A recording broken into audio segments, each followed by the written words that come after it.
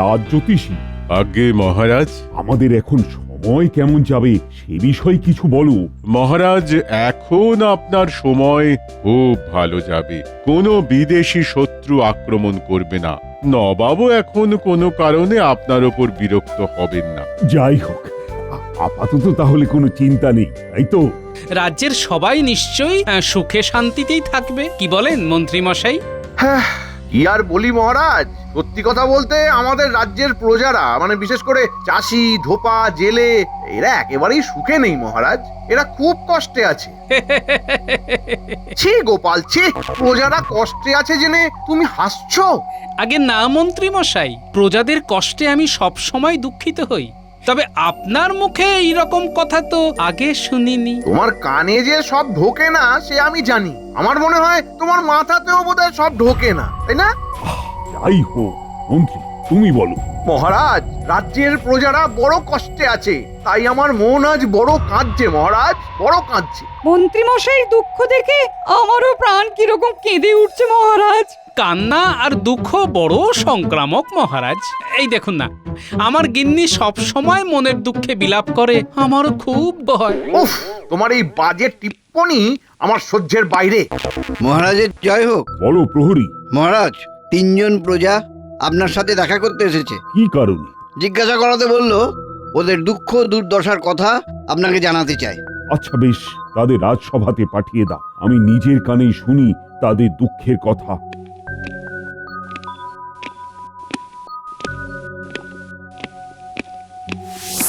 সামনে এসে দাঁড়াও সবাই। প্রণাম মহারাজ। বলো তোমাদের কি সমস্যা হয়েছে, এক এক করে বলো, আমি সবার কথাই শুনবো। মহারাজা, আমি হারান, চাষ করি, খেতে আমি সারাদিন কাজ করি, কিন্তু মহারাজ আমাদের জীবন চালাবার জন্য যেটুকু উপার্জন দরকার সেটুকুও তো হয় না। বটে।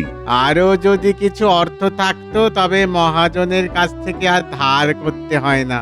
জীবনে একটু হলেও তো শান্তি পাই মহারাজ। মহারাজ মহারাজ আপনার কাছে আশা, যদি কিছু অর্থ দিয়ে আমাকে সাহায্য করেন তবে বড় ভালো হয়। কি বলো মন্ত্রী? মহারাজ, এ বড়ই দুঃখে আছে, এইটুকু বুঝতে পারছি। তবে তুমি যে সারাদিন খেতে থাকো তাতেও ফসল পুরো ভরে না। আগে না মন্ত্রী মশাই। কি জানি, আমার মনে হয় তোমার আরো কিছু ভালো খাওয়া দরকার, তবে তুমি আরো ভালো করে চাষ করতে পারবে। আমার কাছে এগুলো হচ্ছে বাঁ হাতের খেল, কোনো ব্যাপারই না। তোমার কথা বলো। মহারাজ, আমি সুবল, আমি জেলে মাছ ধরি। তা তোমার আসার কারণ? মহারাজ, আমরা 3 জনে একই কারণে এসেছি। মাছ ধরে বিক্রি করে সেই পরিমাণ অর্থ উপার্জন হচ্ছে না মহারাজ, বড় ঘাটতি হয়ে যাচ্ছে। মহারাজ, আমি মনু, আমি একজন ধোপা। মানুষের পোশাক পরিষ্কার করে গাধার পিঠে চাপিয়ে সবাইকে দিয়ে দিই, কিন্তু আমার যা আয় হচ্ছে এখন তাতে আমি গাধাকেও দানা পানি খাওয়ানোর খরচ করতে পারছি না মহারাজ। বেশ, তোমাদের কথা আমি শুনলাম। তোমাদের সবারই কিছু অর্থ হলে সুবিধে হয় সেটাও বুঝতে পারছি। আমাকে বরং একদিন ভাববার সময় দাও। এই মাছ ধরা এককালে কত ধরেছি, কোনো ব্যাপারই না। এও মনে হচ্ছে মন্ত্রী মশাই আপনার বাম হাতের খেল। নিশ্চয়, এই যে ধোপা, ওর কাজটা একেবারেই সহজ, কোনো ব্যাপার নাকি এগুলো। তাহলে তুমি কি বলতে চাও মন্ত্রী? দেখুন মহারাজ, দেখুন, আমার মনে হয় অর্থের অভাবে এরা ঠিক মতো খেতে পাচ্ছে না, তাই এই সহজ কাজগুলো করে উঠতে পারছে না। বেশ, তোমরা এখন যাও। আজ্ঞে মহারাজ। মহারাজের জয় হোক। যাও যাও যাও, তোমরা যাও, আর চিন্তা করো না, কেমন? মহারাজকে যখন বলেছো তখন মহারাজ নিশ্চয়ই কিছু ভাববে তোমাদের জন্য। যাও।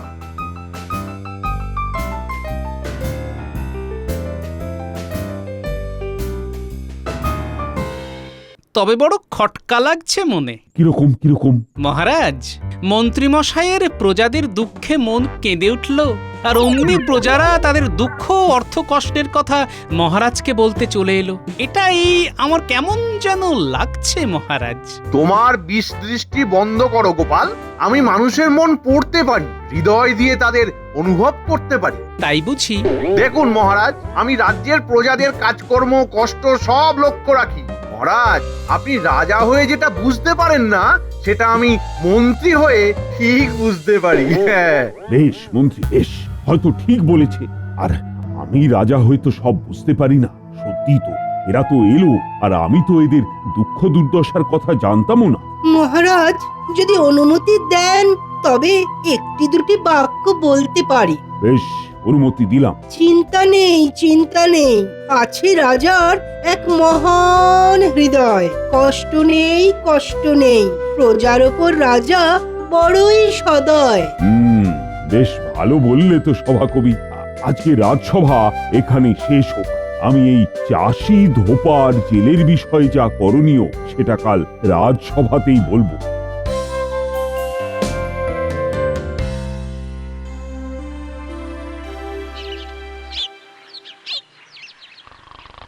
ওহো, ভোর হয়ে গেল। এই সময় মহারাজ বাগানে ভ্রমণ করতে আসবেন, এক্ষুনি যাই। কি হলো বলি, উঠে বললে যে আমাকে এক্ষুনি রাজবাড়ি যেতে হবে, বুঝলে? মরণ, কিসের এত কাজ শুনি? যাই গো গিন্নি, যেতে হবে। মহারাজের সাথে জরুরি সলা পরামর্শ আছে। আমি এখন উঠে ভাত চাপাতে পারবো না। হ্যাঁ, তোমাকে এখন কিচ্ছুটি করতে হবে না গিন্নি। আমি আবার বাড়ি আসবো, তারপর আবার রাজসভায় যাব। বলি হাটে বাজারে যাওয়ার সময় পাবে নাকি সেটাও এখন আমাকে করতে হবে? হ্যাঁ, আহ গিন্নি, তুমি ঘুমাও তো, আমি আসি। হাটে যাবোক্ষণ, পরে দেখা যাবে। তাহলে তুমি এখন যাও গে। আমার কাঁচা ঘুম ভাঙিয়ে দিলে বাবা। বলি, কখন তোমার পাকা ঘুম হয় শুনি? সকাল বেলায় বুঝি? এলা কথা বলো না তো বাবু, কি কাজ নিয়ে যাচ্ছ যাও, আমাকে এখন ঘুমোতে দাও। বাবা, হ্যাঁ হ্যাঁ, ঘুমাও ঘুমাও। কে ডাকছে তোমাকে? রাতে যেভাবে নাক ডাকিয়ে ঘুমাও, কুম্ভকর্ণ অব্দি লজ্জা পেয়ে যেত।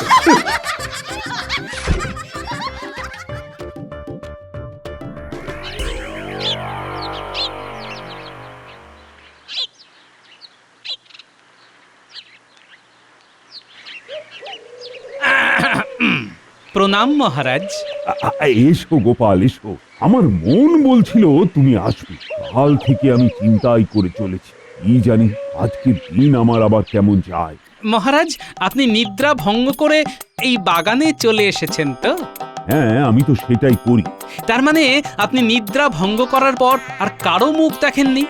একদম ঠিক। মহারাজ, আপনি তাহলে আমার মুখটাই প্রথম দেখলেন। ঠিক ঠিক। তাহলে আপনার দিন আজ খুব ভালো যাবে মহারাজ। ঠিক বলেছো গোপাল। তা তুমি কার মুখ দেখলে? মহারাজ, আমি শুধু মুখ নয়, গিন্নির মুখ ঝামটা খেয়ে এলাম। তার কাঁচা ঘুম ভাঙিয়ে ভোরবেলা আপনার কাছে চলে এসেছি যে। বেশ বেশ, এবার বলো তো, কাল থেকে আমি যে চিন্তা করছি তার নিষ্পত্তির কি উপায়? মহারাজ, রাজকোষ থেকে আপনি যদি হারান চাষি, সুবল জেলে আর মনু ধোপাকে অর্থ দিয়ে সাহায্য করেন, তাহলে এই মুহূর্তে ওদের হয়তো উপকার হবে। কিন্তু এরকম সমস্যা সব সময় আসতে থাকবে মহারাজ। তখন কিন্তু আপনার নিস্তার হবে না, কারণ আপনি অর্থ দিয়েছেন, প্রজাদের প্রত্যাশাও থাকবে। তাহলে উপায় কি গোপাল? মহারাজ, আমাদের রাজসভা সপ্তাহে একদিন বন্ধ থাকে। হ্যাঁ, ঠিক ঠিক। এখন দেখুন, চাষি চাষ করে কখন?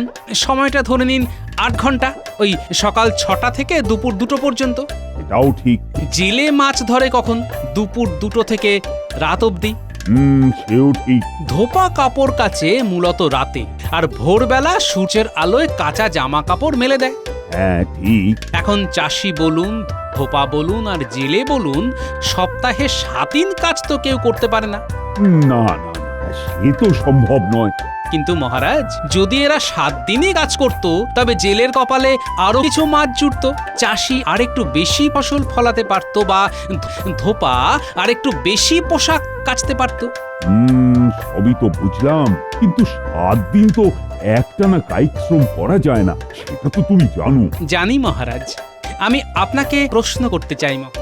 নির্ভয় করো। আপনার কি মনে হয়, এই রাজসভাতে বসে আমরা কি খুব কায়িক শ্রম করি? সে আবার, তোমরা তো বসে থাকো, এতে মাথায় বুদ্ধি আর বোকামির ব্যথা হতে পারে, কিন্তু সেটা তো কায়িক শ্রম নয়। আপনি নির্ভুল মহারাজ।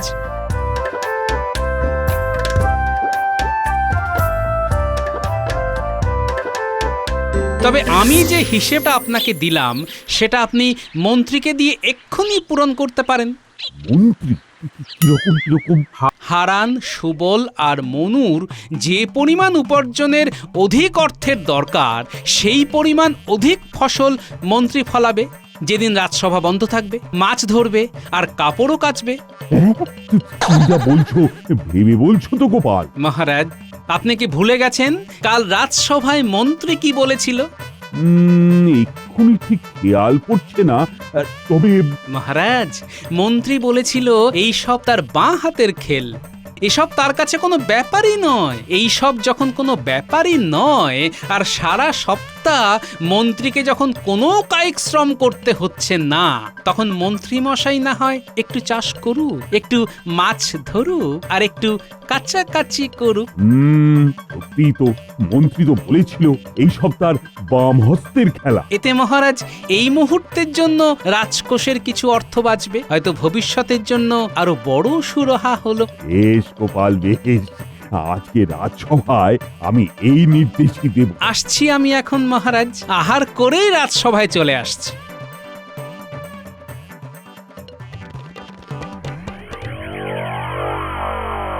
হারান চাষি, তুমি কখন চাষ করো? আগে মহারাজ, ওই সকাল থেকে দুপুর অবধি।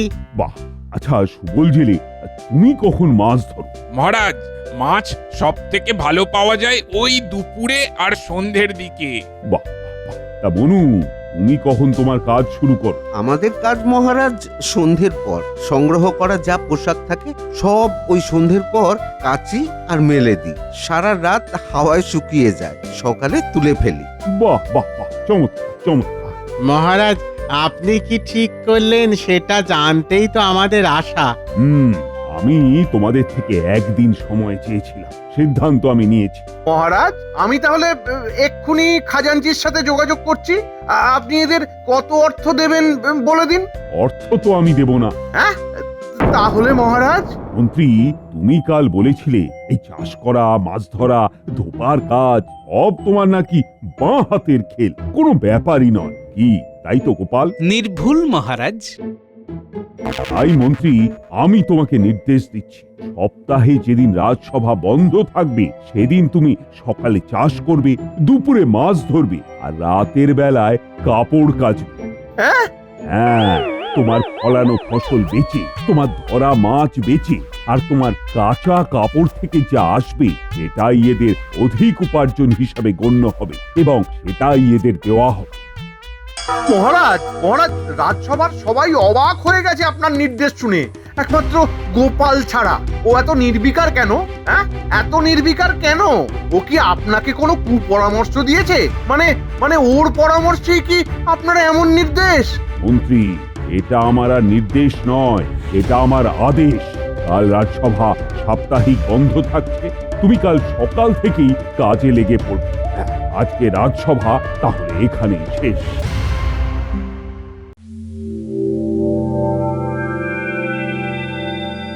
হতভাগা গোপাল, যেই একটা বেফাস কথা বলেছি ঠিক ঠিক ধরে নিয়ে মহারাজের কানে দিয়েছে। হায় হায় হায় হায়, এখন আমাকে চাষ করতে হবে। কি করি কি করি কি করি? আরে চাষ করতে তো জানিও না। মাটি মাটি মাটি মাটি মাটি মাটি, হ্যাঁ, প্রথমে মাটি কোপাতে হবে।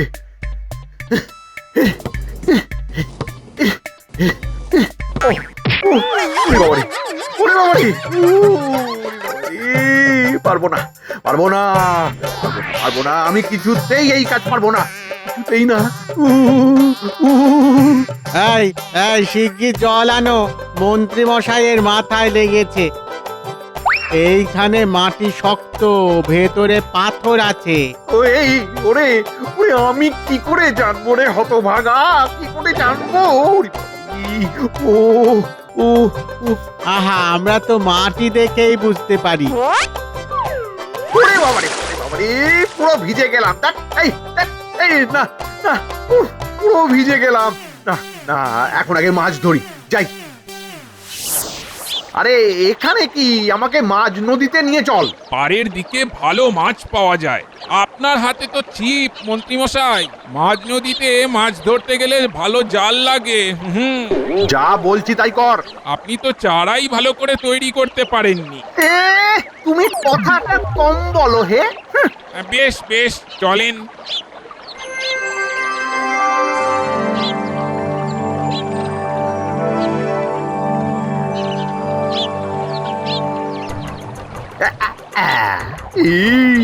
এই বড় সড়ো কিছু গেঁথেছে মনে হচ্ছে। ওরে বাবা, সর্বনাশ! ওই ছিপের দম নেই, যদি বড় মাছ হয়। কেন হবে না? হ্যাঁ, এই এই এই এই আমি তুলছি। এই এই এই, ওরে ভারী, কি ভারী, খুব ভারী।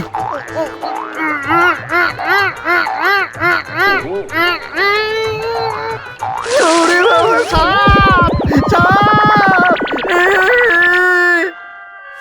হে ভগবান, এই কাজটা আমি যেন ভালোভাবে করতে পারি। করতে হয় কি করতে হয়, প্রথমে সাবান গোলা জল ঢালবো, তারপর কাপড়গুলোকে তুলে আছাড় মারবো। শয়তানগুলো সব সময় আমাকে ভিড় করে দেখছে, যেন রঙ্গ তামাশা। আর শুধু গোপালের জন্য আমি সবার কাছে উপহাসের পাত্র হলাম।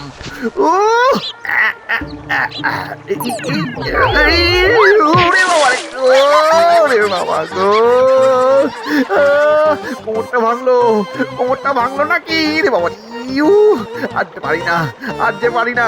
হে মহারাজ, আপনি কি আদেশ করলেন? সবাই হাসছে, আমি এই রাজ্যের মন্ত্রী, আমাকে দেখে সবাই হাসছে। হায় হায় হায় হায় হায়, ও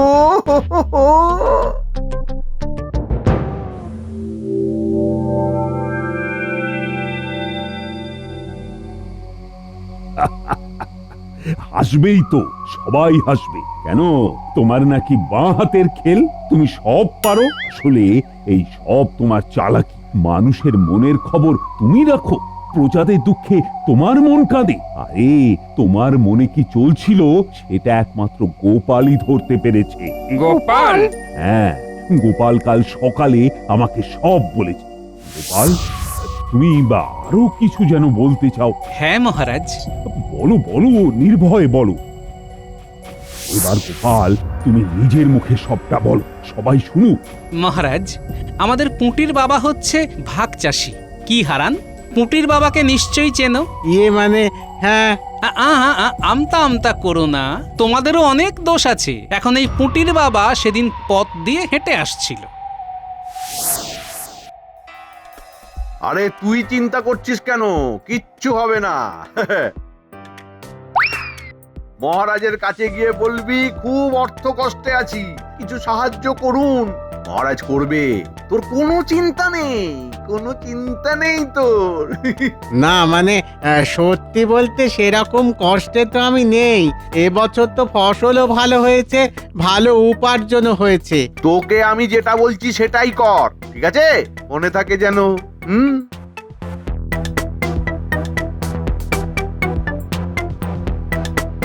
কি গো হারান, মন্ত্রী মশাই কি বলে গেল? ওই মহারাজের কাছে গিয়ে অর্থ সাহায্য চাইতে বলল। কিন্তু ভগবানের আশীর্বাদে তোমার তো ভালো উপার্জন হয়েছে। তাতে কি, আরো অর্থ পাওয়া যাবে। তুমি চলো না, মহারাজকে বলো মহারাজ তোমাকেও সাহায্য করবে। আমার প্রয়োজন তো দেখছি না। আচ্ছা চলি।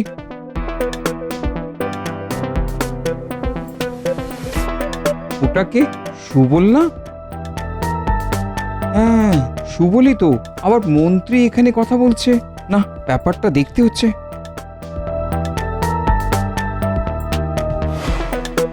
এই যে সুবল, কেমন চলছে দিন? আর বলো না, বড় অর্থ কষ্টে আছি। সে কি, এতদিন তো শুনিনি। না গো, আমি খুব খারাপ আছি। বেশ, তোমার দিন যাতে ভালো কাটে সেই জন্যই মনে হয় মন্ত্রী মশাই কিছু ভাবনা চিন্তা করছে। ওনার মতো ভালো মানুষ হয় না। বুঝলে গোপাল দাদা, মন্ত্রী মশাই এখন সবার উপকার করতে লেগেছে। প্রথমে হারান চাষি, তারপর সুবল জেলে, এমনকি মনু ধোপার কাছ থেকেও ফিরতে দেখলাম। সেটাই তো সব থেকে বড় চিন্তার ব্যাপার।